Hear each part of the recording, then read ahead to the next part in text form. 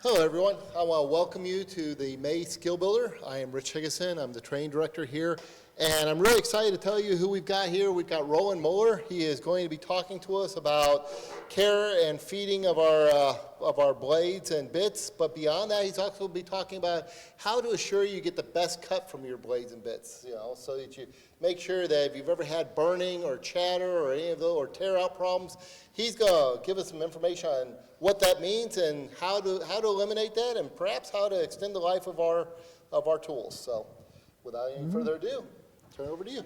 As Rich said earlier, it's not that we are going to spend any less money on our stuff. It's just it'll give us more money to spend on something else rather than buying new bits and blades.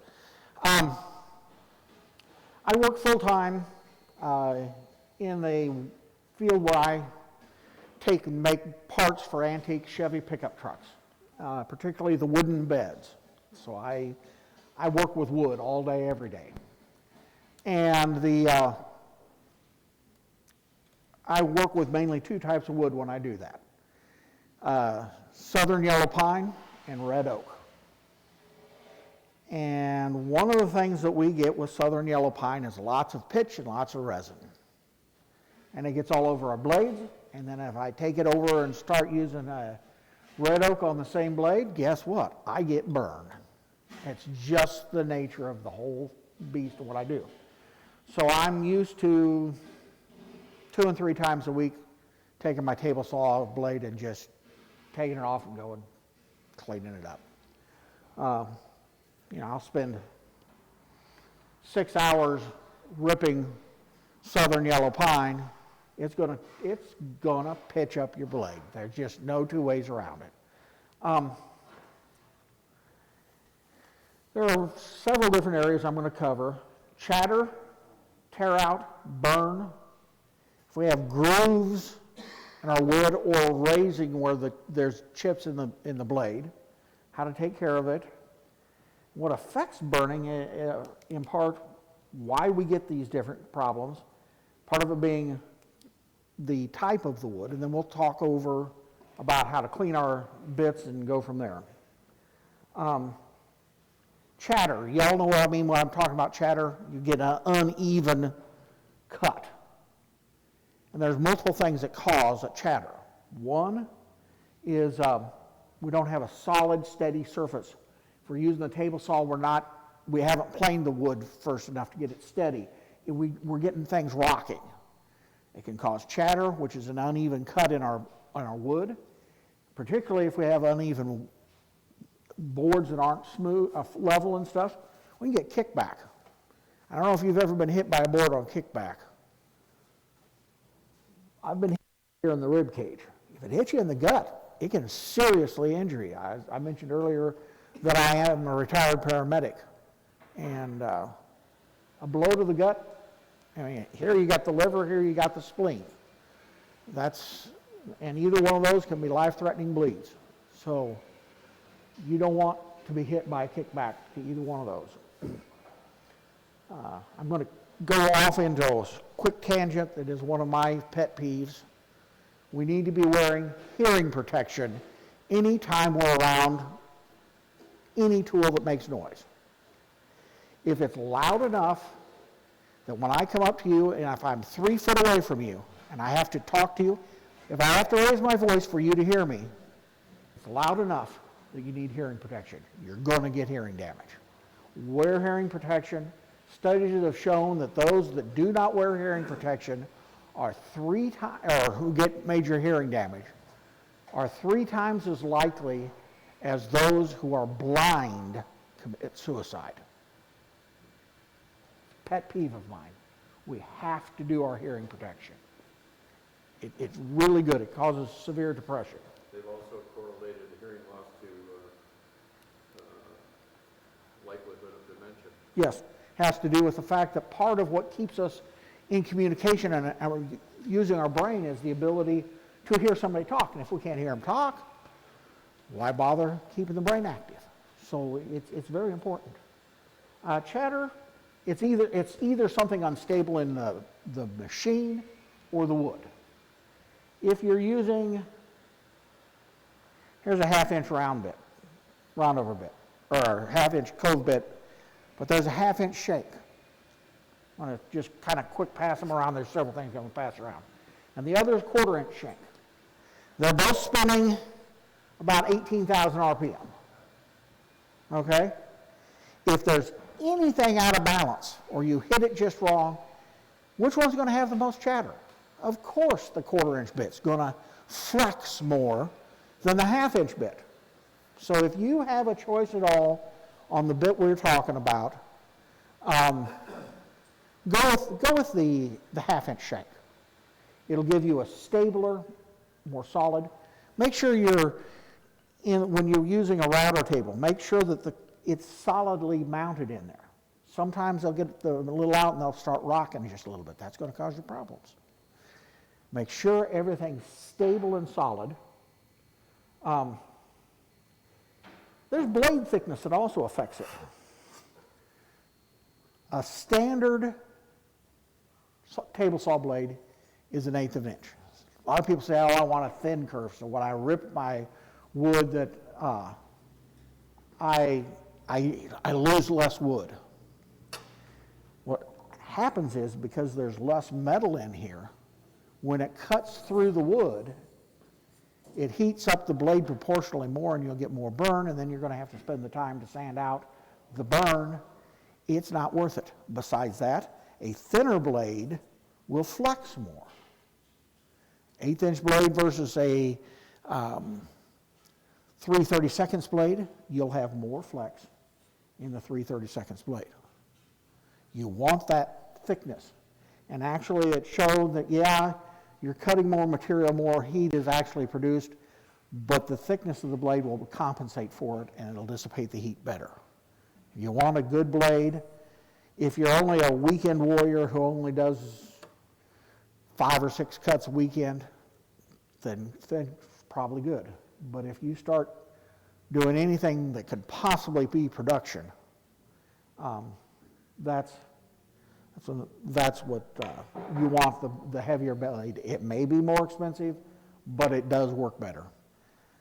I've got 3 blocks of poplar.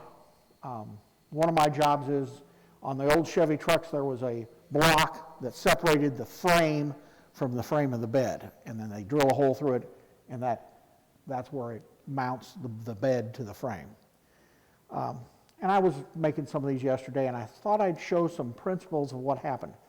One of these, you'll feel there's two kind of ridges on one side. That's why I had a little bit of a bow in the wood I was cutting, and it rocked on me as I was cutting through it. And you could feel that. And then I tried going real slow on one of these to get a nice, clean cut. And the blade that I've got at work has got one blade that's one tooth has just got a little dip. And if you look at it when I go a little faster, you can see little grooves where it just catches just a little bit more.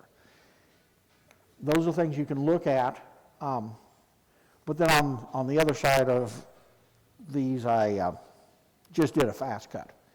Fast has its time and place. Slow has its time and place. You can see it. I'll pass this over. I'm not standing because I twisted my knee last week. So there comes a point in time when you say, better to sit. One of the other things, and we're going to hit on this multiple times, is dull blades are more likely to give you whatever flaw you're looking at. That one was, you can tell that one was just, I chopped through that to get that uneven. That was a deliberate, I knew I was doing it. I don't like to do that to a blade. Treat your blades with care, your bits with care. Over here, while I was cleaning up one just a bit ago, I dropped it. Do not drop on concrete. It is not good on your bits. Bits, blades, anything.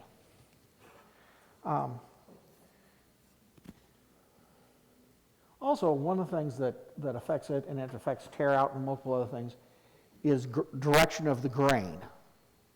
if you can look at something and see that if you're going to be using a jointer or a thickness planer, try looking at the wood and saying, you know what?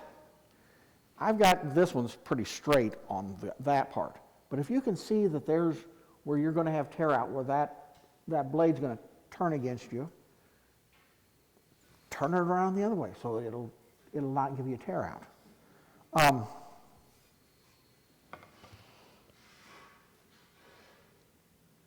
The other thing is speed can affect chatter. If you're trying to ram it through, sometimes particularly if you ram it through and you kind of raise if you're ripping and you raise one end, it'll chatter on you.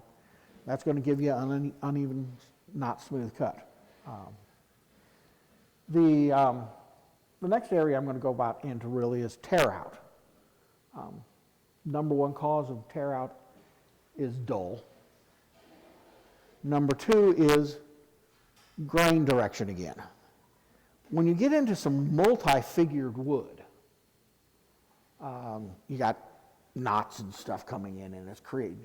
Sometimes you just simply can't avoid going against the grain. I mean, there's so many different patterns. If you've got a spinning router bit, if you want to do one chamfer on one side, and then you got to flip the board around, one way you're going to be going with the grain and one way you're going to be going against it. That's where we need our sharpest bits possible. Tear out. This has got a little bit of bird's eye in this maple here, and I'll pass it around. I've got 3 things that I did that affect. If you go too fast, and I've got it written fast, you'll feel it on the jointer. I went way too fast, and you can just feel where it's uneven. There's a ripple in it. I went too slow, and we'll start to see the burn. Too fast is not good, too slow is not good.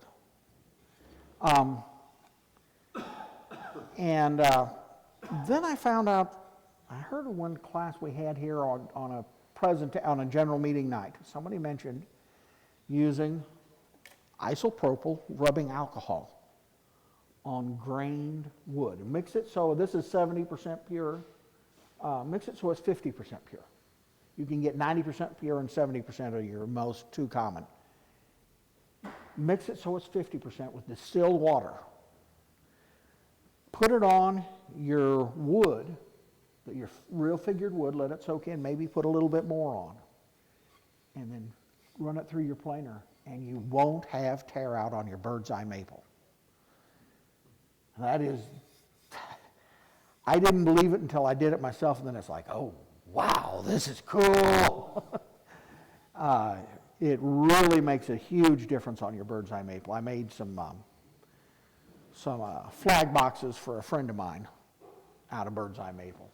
So you dilute the 70% to 50-50? To 50-50, yeah. Or you make the whole solution 50-50?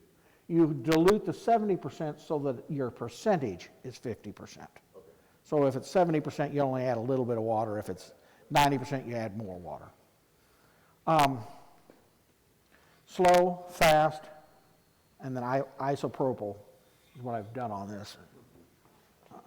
Does that just cause like the pores to swell? I'm not exactly sure what it. I think it actually softens the lignum in the wood. I'm not sure of why it works, but I know it works, and so it's worth it to me. Some other things that can affect tear out and also your chatter is the depth of your cut. If you're trying to cut 1/8 of an inch off of your maple, you're more likely to get tear out, you're more likely to get burn, you're more likely to get all of those. And so the depth of cut affects it. How much stress are you putting on the equipment as it's going through? What I like to do, and I do it elsewhere with other things, is if I'm using the thickness planer, we've got 2 speeds on our thickness planers. One is running 16 foot per minute and the other is running 20 foot per minute. If I know I've got to hog down 1/8 of an inch. I'll make a couple of passes a little bit less than 1/16 of an inch to get the material off at 16 foot per, or at 20 foot per minute on my feed rate. Then I'm going down to a very light cut. I'll be looking at about a 32nd of an inch cut. So I'm not stressing the machine as much, and I'll slow it down and I'll get a smoother cut. I get less tear out. Of course, again, dullness is one of the things, and the ethyl alcohol on the tear out. What causes burn? Heat, friction. So if you go slow, you can tend to get burns. A couple other different things that cause it. What else can we think of that would cause it? Dull. The sap, the pitch, dirty. And there's a cycle that happens with dirty and dull. If it gets dirty, it gets it hotter. It gets it hotter, it heats it up more. Hot metal loses its temper. We lose our sharpness. It gets dull. It burns more. It burns more. It's just this cycle back. And so as soon as you start noticing any pitch developing on your bits or your blades, go ahead and clean them up.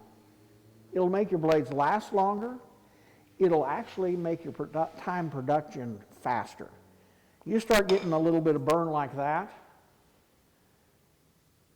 you have to sand that out, and that takes a long time.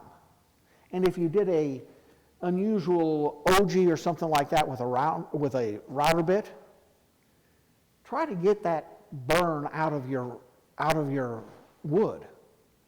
It's a pain, and then you may have ruined your OG profile getting it out. So clean your bits, clean your bits, clean your bits on that.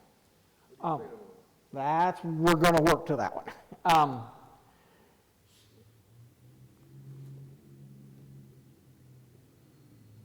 Another thing that happens, anytime you add an extra angle to things, if you're cutting mitered edge with the table saw and trying to make a raised panel, you ever seen one of those burn? It's because you're making angles and it's trying to kick things out. And the friction's trying to cause it to kick out. So be careful when you're doing that. What a lot of people don't realize is that sometimes the table saw is not parallel blade to table. Well, there is a way, and I do it at work, and we do it around here sometimes. We take a dial indicator. We take and put, say, this tooth, and we mark that tooth with a black Sharpie, and we put the dial indicator up here, and we zero that out. Then we move back here using the slides, and then we rotate this so that same tooth is at the same point. And that can tell us if the blade is parallel with the slide. If it's not parallel with the slide, we can, particularly if it's pointed in so the back of the blade is closer in, it could cause burning. So there's a way to go on the underneath side, and each of you that has your own table saw, every brand has their own technique for how to do it. Read your manual. It'll tell you how to get that perfect. If it's 1 to 2,000 out, hey, that's probably pretty good. 3, you're starting to get there. Sometimes it gets up to 7 out, and you will get burning from that. That's just the way it is. The other thing that happens with it is, we have pretty good fences around here. They're pretty parallel to the table. If the table's not parallel to the saw blade, it doesn't matter how much you try to get it the fence square to the table, you're going to get pinching. And like I said, particularly if it's on the outfeed side is when you're going to get the burning. So make sure that your fence is parallel to your blade, and your blade is square to the table, and then you've got your fence parallel. That will cut out a huge portion of your burning. One other thing you can do to avoid burning with that is to use your riving knife. My application at work, I've got to rip 8 boards to a given width. Then I have to cut a groove 1/4 of an inch deep in each one.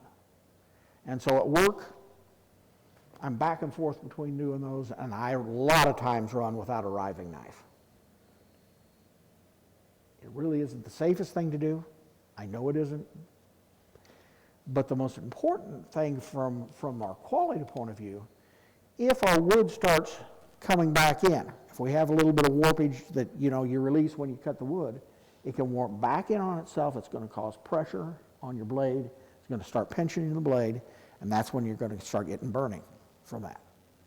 I'm trying to get things set up so that I don't have the setup I have now, and I can do it different, and I don't have to worry about that. But sometimes getting people to pry their pocketbook open is a little hard. Sometimes you'll notice when you're using either of the things with the helical blades, or even a planer or a jointer, sometimes you'll notice little humps up where it didn't cut at all smoothly. That has to do with where there's little chips, and you'll see that sometimes in router bits. If there's little chips out of that router bit, I don't see one here. Well, that one might have it. What I'll do is, it'll put a groove in that piece of maple I sent around. You could feel where it wasn't perfectly even going across. That had to do with some blades that had little nicks and chips in them. Also, that increases your chance of burning. Anytime you do these tools and you get more dullness or pitch on them, you increase your chance of burning. But sometimes you'll get one that has a groove in it. And what that usually is one of those teeth is cracked and it's dropped down, and it actually cuts deeper. If you start seeing a planer that throws grooves into your wood, stop. Somebody's got to, particularly here, contact the foreman. If it's doing a groove, you got to change and pull that tooth out of there and put a new one in. And the foreman may pull the thing out of service because he may not know how to fix it, but you've got, if there's grooving going on, you have to pull it out of service until you get that fixed, because it's the fastest way to ruin I had some oak that was suddenly running a 3/16 of an inch groove down the middle of my oak. Can't sell that. So you got to look at that.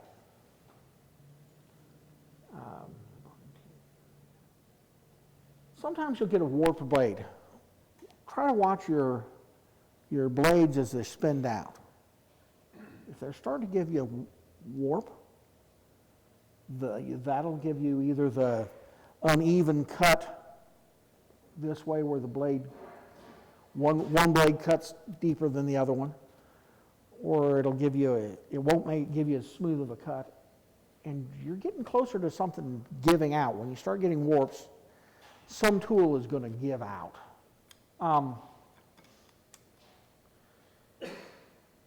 If you get a bent tooth on a table saw, that's really going to tear things up bad quickly. We have, this is a saw blade that is, I believe, a 40 tooth. Yeah, 40 tooth. And it's a rip saw blade. And ripsaw has to do with the angle of the tooth comes in and the angle of your cutting and how it all goes out. And this is fine if you're cutting 1 inch or less in thickness. If you go over 1 inch, you may want to drop down to a 24 tooth. It'll actually give you a smoother cut. One of the things we do with drill bits or router bits or even the scroll saws, George, you try to get the swarf out of the way on the sawdust completely out of the cut. And actually the 24 tooth blade will actually throw the ripping, throw more out quicker.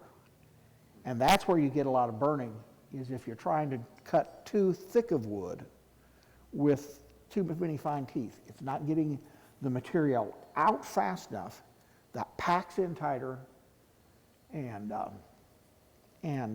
it causes it then to heat up more. You've all drilled, and when you come out, there's junk packed into the bit, where it's just packed in there, and sometimes it comes out black, and it's hot. Well, that's a good way to ruin a bit. And these blocks, I made 380 of them yesterday. And they've got to either have a hole drilled that way or in dead center, 3/8 of an inch hole, actually, slightly larger than 3/8 inch hole. And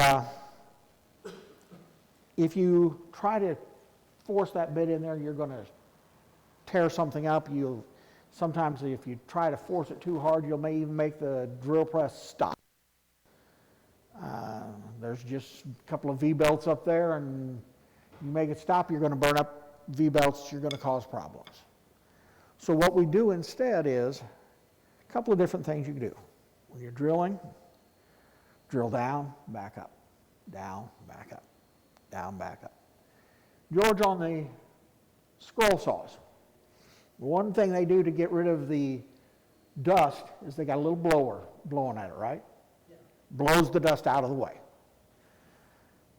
I don't do it around here because I'm not doing as much drilling, but when I'm working where I'm at work, I put a face shield on, and once I get my bit started past about that deep, because that's a deep hole to be doing a 10 millimeter drill in. And so what I do is I take an air nozzle and I just blow straight down into the hole as I'm cutting. And it throws it up and out, and you can drill actually faster.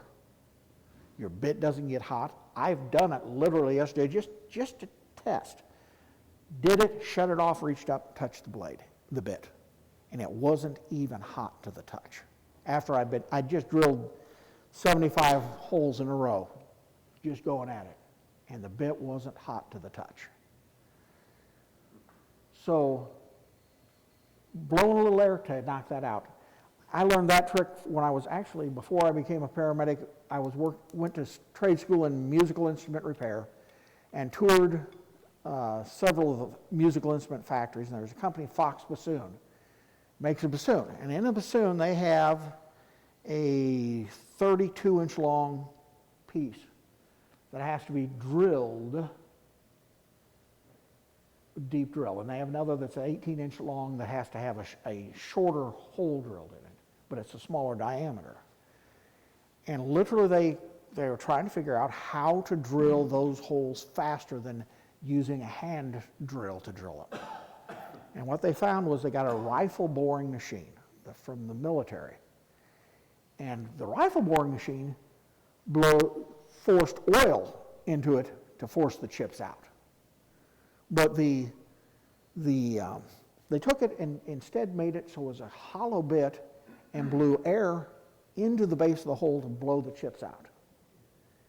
And they would drill a 32-inch by a 3/4 inch hole in about 15 seconds in maple. In grain, straight in. And it just blew the chips out, and that's one thing that slows us down, is getting that swarf out of the way.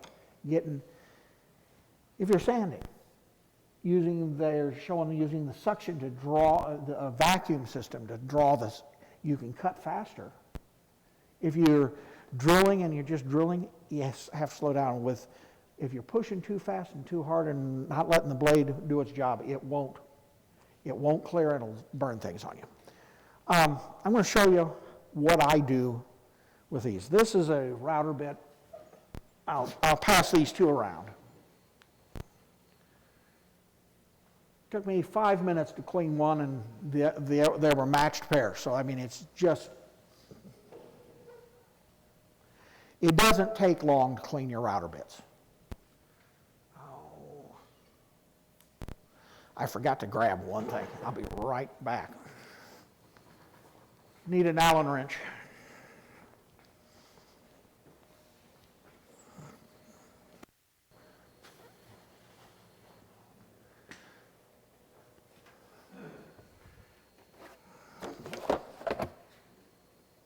Uh-oh.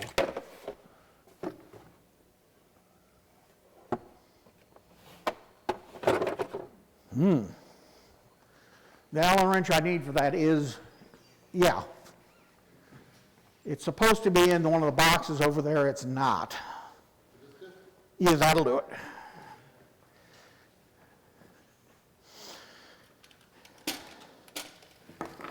When you get a router and you've got a bearing on the top and you want to go clean this up,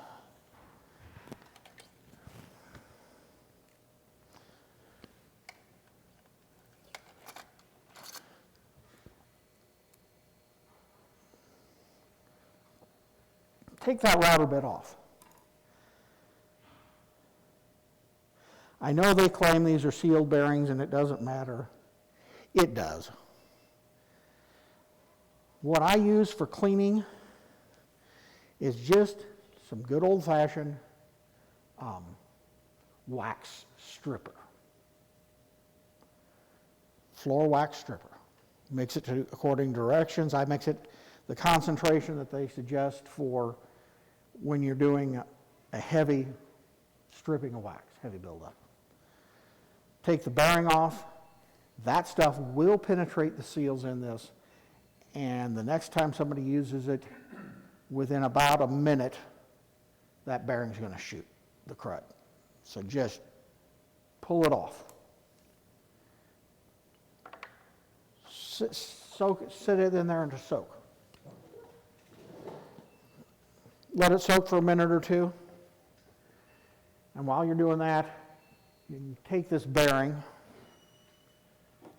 and this is bearing lubricant aerosol.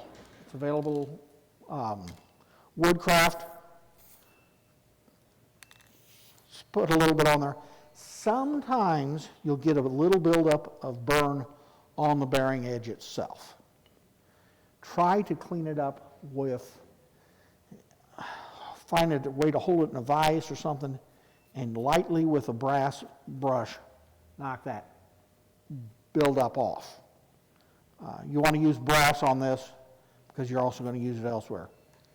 Build a little bit, put a little lubricant on it.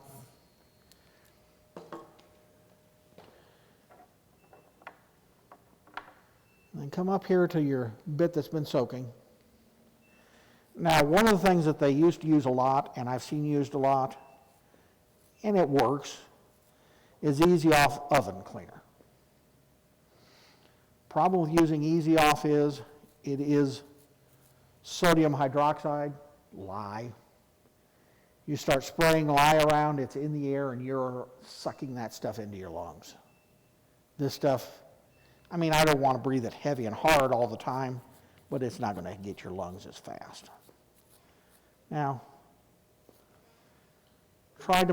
Citrus-based cleaner? You can use citrus-based cleaner or a floor stripper. Any of them will work.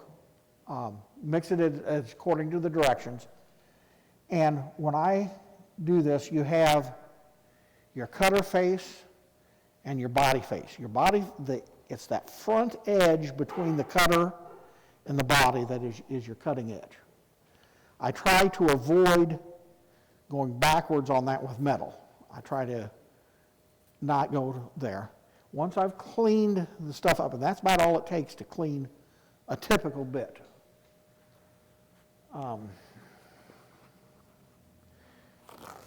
Then I wipe it down. I'll go ahead and put this saw blade in. This saw blade, I think you can tell from there, it's pretty well cruded up. And this is just a 5-gallon bucket. Will handle a 10-inch saw blade. You can take that, run it up to a table saw and carefully do it, and it'll cut that real quick. Wipe this down.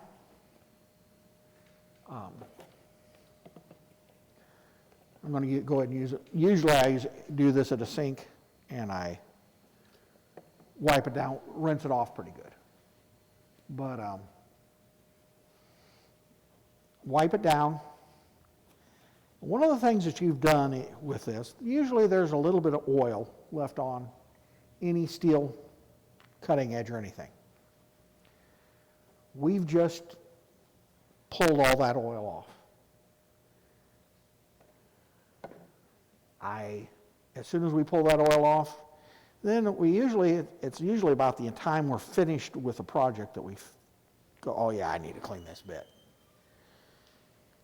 Get the oil off of it, put it in storage. What's going to happen when it sits in storage with no oil on it? Rust. Spray it with the same lubricant that you use for cleaning the others. Put your bearing back on. Put your screw back in that.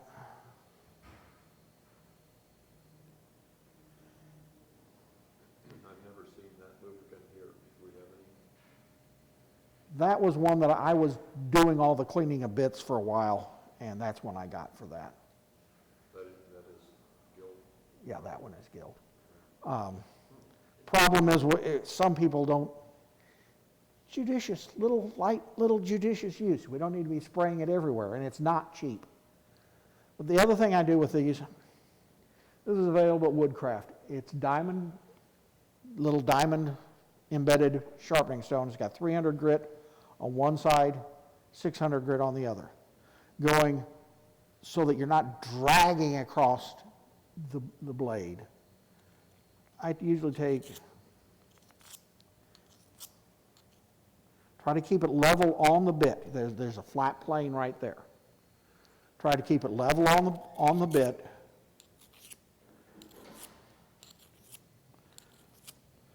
And I do as many on the other side as I did on the first side.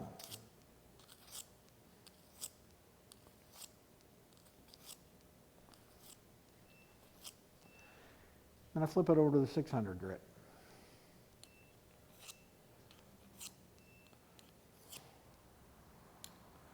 I usually do 3 or 4 passes.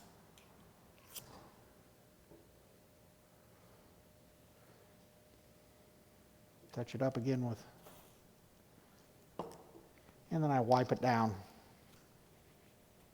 just a little bit, because if you leave that particular lubricant, either that or you can use any common light oil. Wipe it, but you just want to leave a thin film.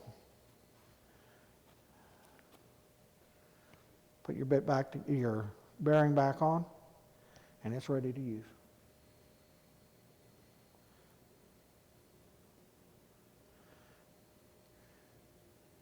Chris, are you still up there? Yep. Can you zoom in on the saw blade that's in the...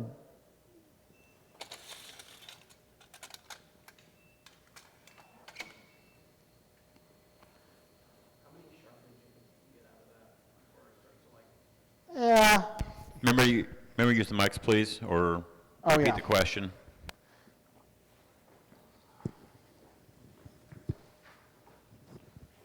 How many sharpenings do you think you can get out of that? 8 to 10. Okay. Particularly if it depends on how dull it gets. If you keep on top of it instead of waiting till it's so dull it's really got the edges rounded over, then somebody not careful with the bit can have it totally ruined before you even get a chance to get it sharpened. And I mean ruined. So pay attention. Don't overdo it.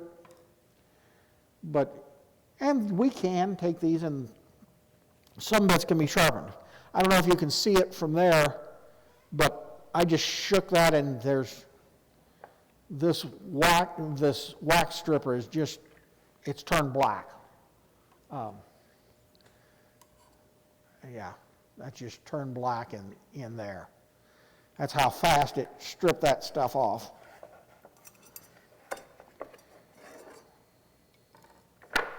And again, the bronze or brass.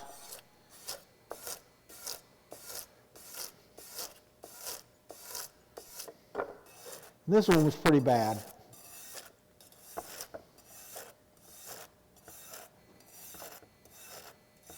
And it takes you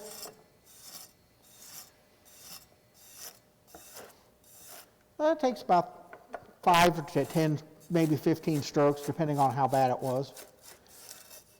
And sometimes I'll just do a quick on one side, put it back down in the cleaner, come back a few minutes later, and it'll have loosened it by removing the nasty stuff. Then it'll make it eat quicker into the next layer down. And you can see that doesn't take that long to clean a blade. One of the things you can run into on a thickness planer or the jointer, particularly the thickness planer, the infeed and outfeed rollers, sometimes people haven't done things like they've either used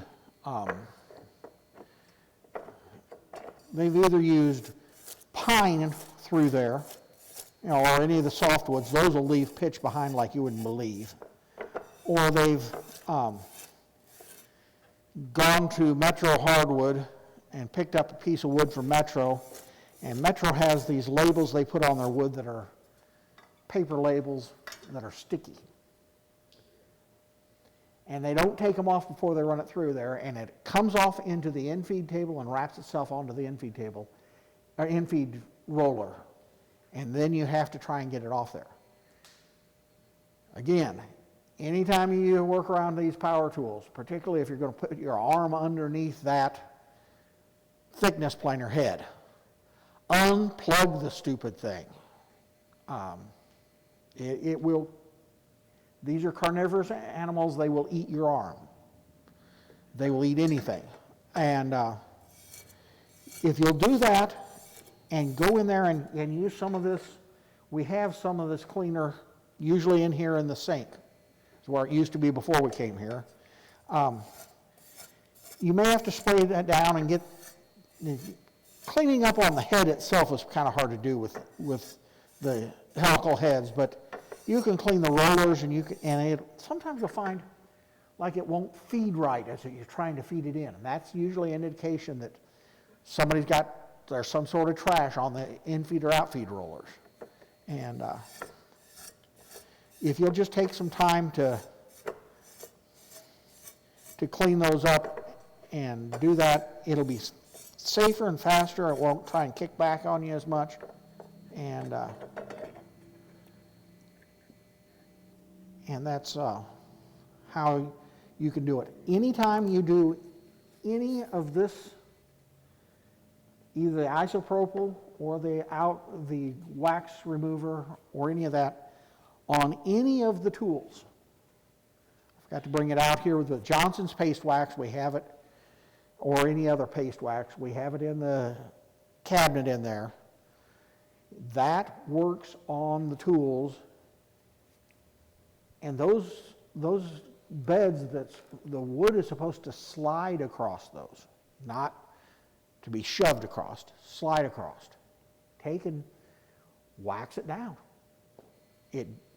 it makes a huge difference. I wax my table saw at work once a week or so. It's part of my weekly maintenance as far as I'm concerned. And it makes a huge difference on how easy it is, how much force I have to use. Same piece of wood, same roller to hold the wood down so it doesn't kick back on me, same everything. It's just tremendous. It reduces the amount of force I have to push the wood through by nearly half. And it'll make your entire project work smoother. If you have your saws and planers, I use, it's tray oil is what I found at, or tray wax is what I found at Ace. Johnson's paste wax works fine. Any of those old-fashioned paste waxes work just fine. Yeah, it's TRI something wax. I don't remember what it is. It's just the one I've used, and it works. And I go in, and they've got it there. Do you thin it at all? What?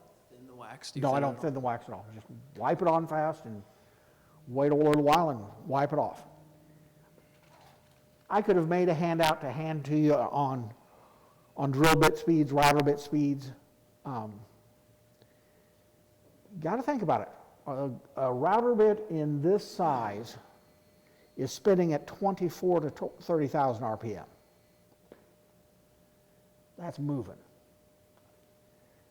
I was figuring up a 3/4 inch bit. The tip speed was over 70,000 foot per minute.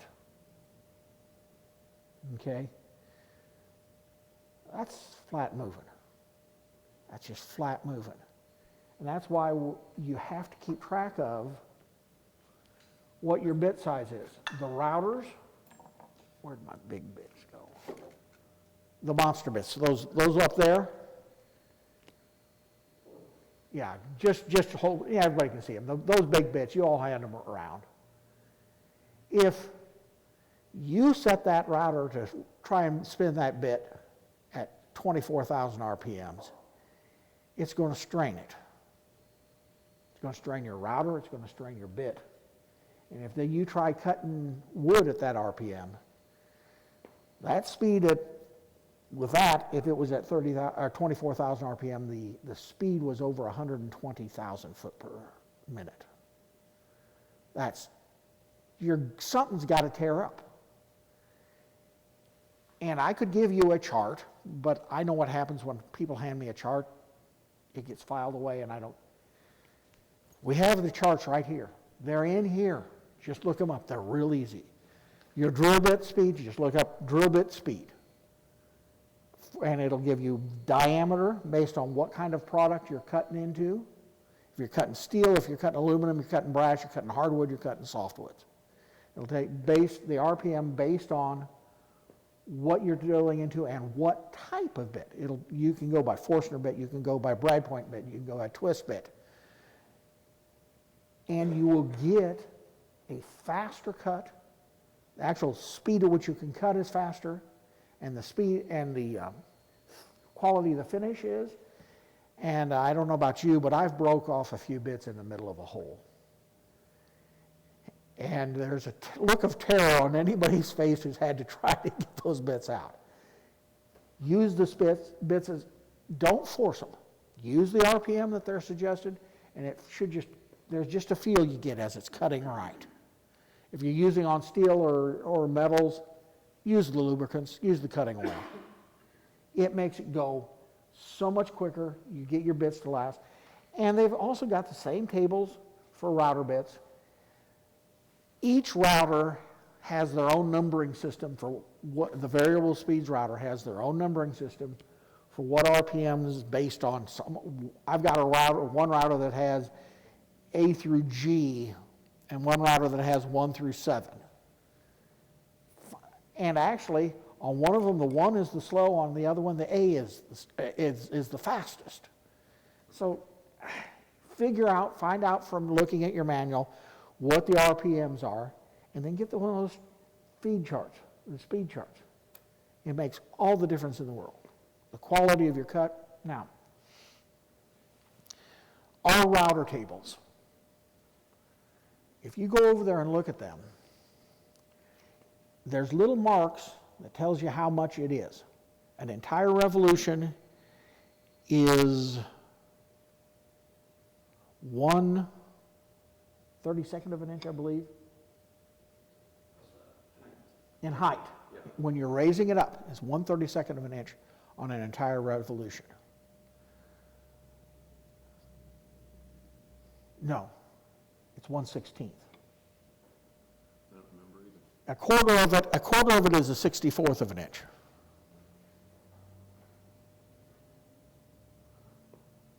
Anyway, we can adjust by 1/520 or 528th of an inch, or 60. yeah. We can do it less than 1/100th of an inch adjusting up. Okay? So what I do is, when I know I'm needing to hog off, if I'm using a big, huge bit, I'll stop just a little bit less than I want, and that's where I set it, and I hog my material off. And sometimes I burn, sometimes I get chatter. I try to avoid any burning and chatter, but I don't worry about it too much. When I get ready to get that finish cut, if I'm only taking a 64th of an inch off, which is a quarter of a rotation of that gauge, I can slow down and not get as much burning because I'm not heating the bit up as much, hogging stuff out. I can go a little slower so I get more cuts per inch on my router bit, and yet I get that super smooth finish, and yet I never get any burn by doing that. And you know what woods burn. What's one of the woods that burn? Cherry. Yeah, it's one of the prime ones. Maple, pear, peach, apple, walnut. Actually, hedge is one. Do you know what they find about all of those? Hedge, surprisingly, has a lot of sugar in its sap. Maple? I've heard something about maple syrup. And what you're getting is, and cherry trees and all that, they've got a lot of sugar in their sap. When this tree is cut down, we dry the material out, but it doesn't take the sugar out. And that's what causes your burn, is the sugar. So be aware of that. You got to decide which is more important, a perfectly smooth cut or a non-burned cut. But when you're doing something with the router table, you can just raise that up a little bit afterwards. It makes it so much easier to not burn your wood, to get a nice clean cut. Everything looks nice, sharp, crisp. You look at that and you know you've done that beadwork or that OG, and it's right. And then you don't have to sand it. And sanding a wide open surface doesn't bother me, but sanding in around those, and you know when you're doing it, you're taking a little bit of that crisp profile off every time you take a swipe with the sander. So that's how you can do it without burning it, without getting your chatter, without doing that. Take a whole bunch off, and then you may take 2 or 3 passes to get it all off if you're really hogging a whole bunch of material. But then when you get down to that final cut, just barely take 64th of an inch off, or maybe even less, 128th of an inch. We can do that with this machine. We can do just so fine, and we end up with a nice, crisp things. I think that's what I have. Do you have any other questions? If you have questions, let's pass around the mic. No questions? You showed us a little bit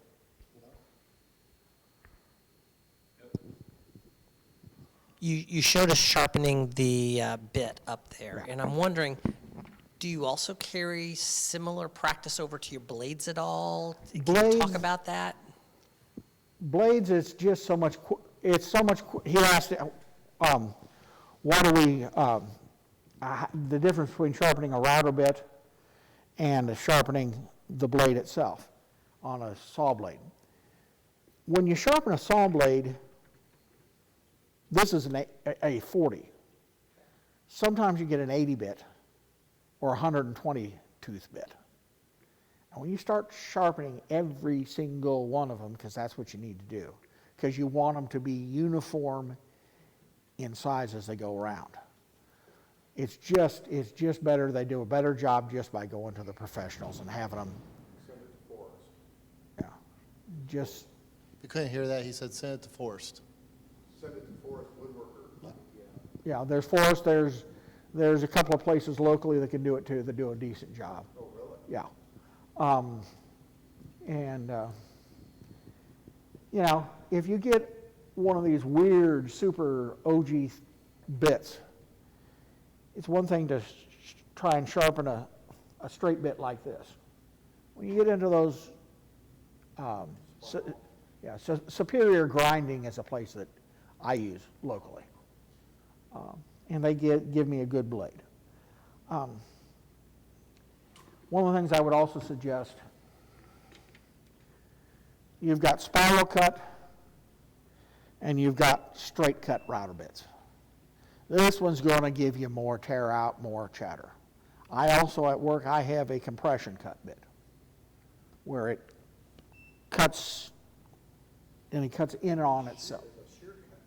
Yeah, it has two cuts, two angles, and it cuts and it provides a wonderful, when I'm making the pickup, the fleet side pickups, the 60s on, or 56 we had some.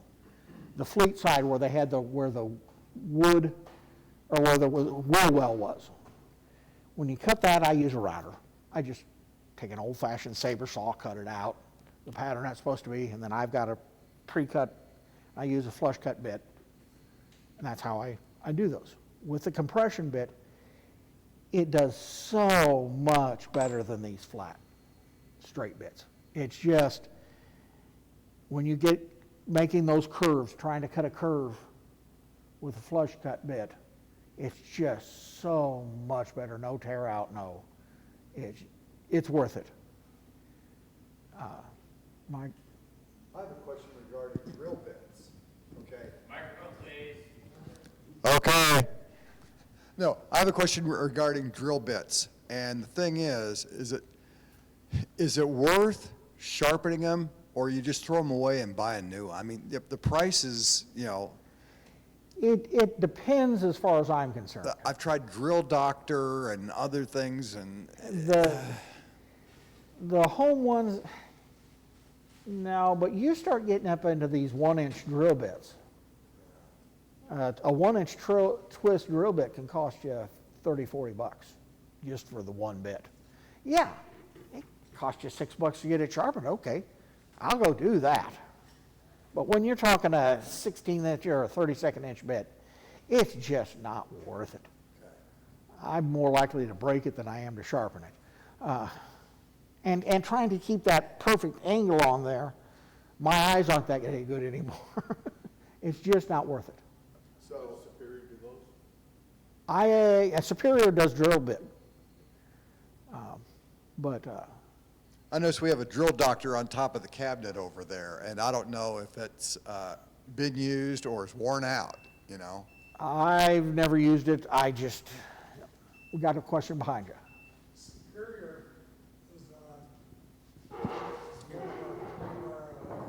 is one of our. Superior is one of our sponsors. So remember when you go in there, see about the discount. Yeah. Yeah, from our sponsorship director.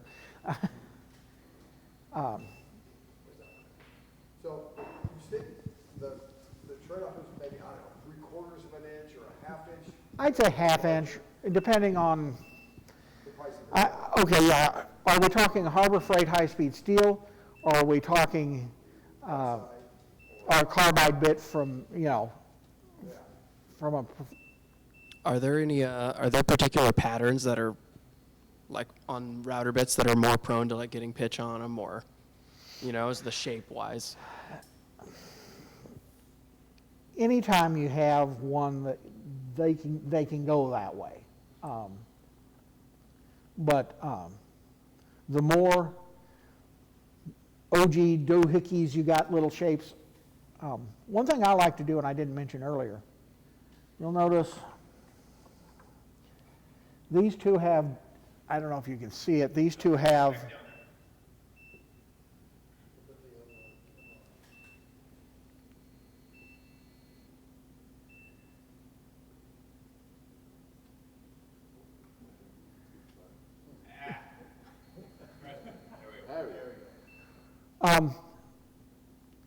you'll notice there are two different size bearings on that. If you take a round over bit like this and you put the smaller bit, John's smiling, he's seen me do it. You put the smaller bearing on this one, you can create a step. And it can, and usually the step is a 1/16 of an inch of a step. You can make a step there, and you can take your ruler, and you can also set your bit so that it is a 1/16 of an inch proud of the surface, and you can make a bead. You can change a lot of what you do with router bits solely based on the diameter of the bearings. There's different diameters out here. John?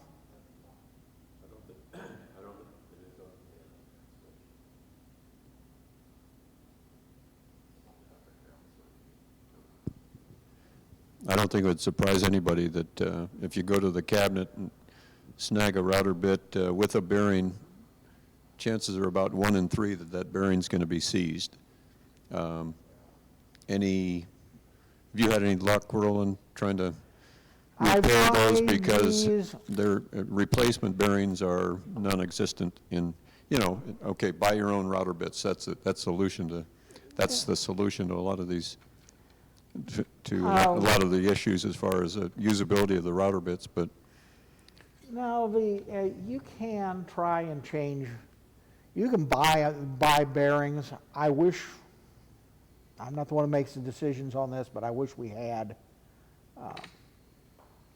spare bearings and we'd replace them. yeah, that's what I was getting at. I wish we did too. Yeah. I was told the other day to swap out another bearing from another router bit. Yeah, I've done that before.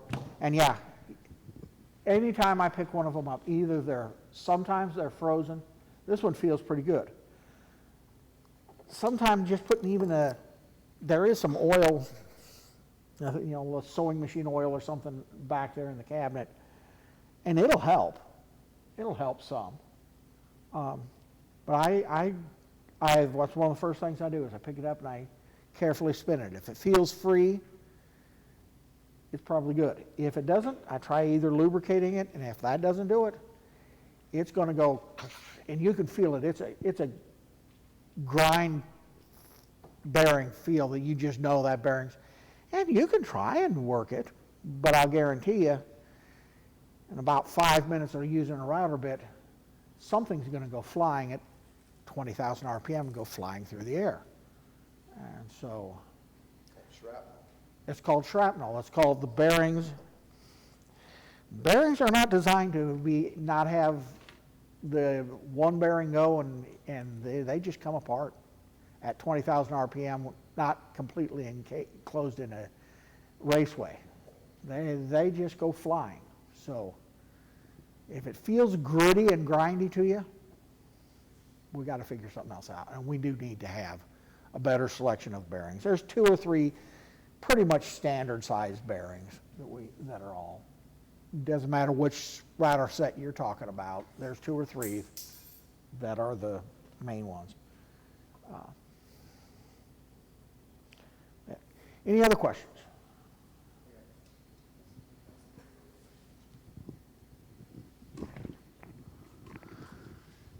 What about with bandsaw blades? Do you do anything with those, taking the pitch off or anything, or just throw them away? I haven't. We don't usually sharpen our bandsaw blades. I know you could, but how to do it to go around 144 inches without getting yourself cut. And we definitely can't do it on the thing spinning it. That's not the way to do it.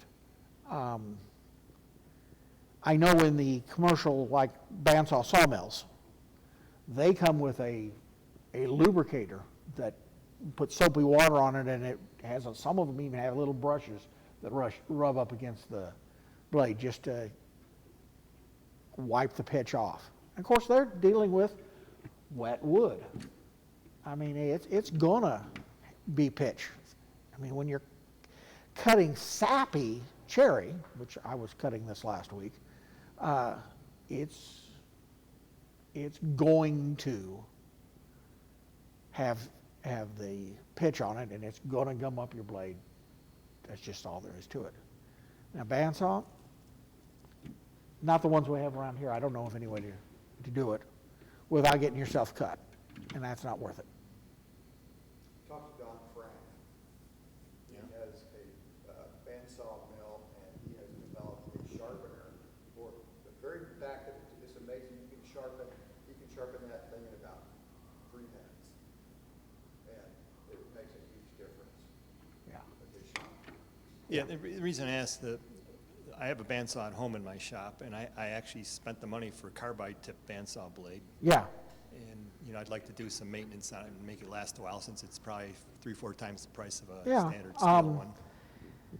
Trying to brush each tooth on that would be, if you're doing 144 inch and it's 4 tooth to the inch, you're talking hours. If it's got pitch on it and you coil it up, it can go on the bottom of a 5-gallon bucket. Yeah, and then just pour. Floor stripper or. Yeah, floor stripper is what, You have a scrub. $10, $15 a gallon, and you mix it 8 to 1. So I mean, you could put that much in, throw it in, and then take it out and rinse it off. That'd probably be, if you're just worried about the pitch, not trying to. Yeah. Is that 8 to 1 with distilled water? What? You said it's 8 to 1 mix the floor stripper. Floor stripper to water. Okay. Yeah. Distilled water or doesn't matter? Tap water? Tap water. Okay. Yeah, it's not like when you're doing this and you're going to be going across surfaces, it may, when you're soaking it in your wood deliberately, yeah, I want to use distilled water if possible when I mix it with my alcohol. But when I'm just doing this, I just want to rinse this stuff off the blade. Now, I will about guarantee, oh yeah, this blade's almost completely clean now. I didn't really do that much with it. It's ready to wipe back off, and, I don't know how sharp it is, but again, if it's covered with pitch, it's going to get the blade hot. It's going to get the blade hot, you're going to get, your teeth are going to get overheated and dulled, and next thing you know, you've got a dull blade. So remove pitch as early as you can. You can't hardly see that there was any pitch on this thing now. And all I did was basically soak it. Hit it once with the brush. Yeah, there's a little pitch on the underneath side now, but I'm wiping it with a paper towel, and it's taking it all off.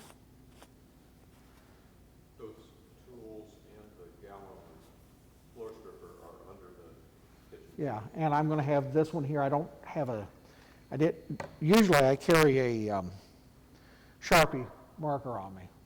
I'm going to write on this, blade cleaner. And they're underneath the sink in the kitchen. And I will take this before I would put it back on, and I would rinse it off.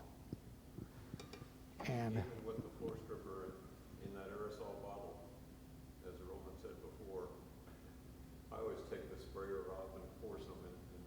yeah, and this. And you can, You atomize that by spraying it, even Yeah, he can hit you hard, but that easy off spray, and I've seen people use it before, and I've used it myself. No, that sodium hydroxide will eat your lungs up now.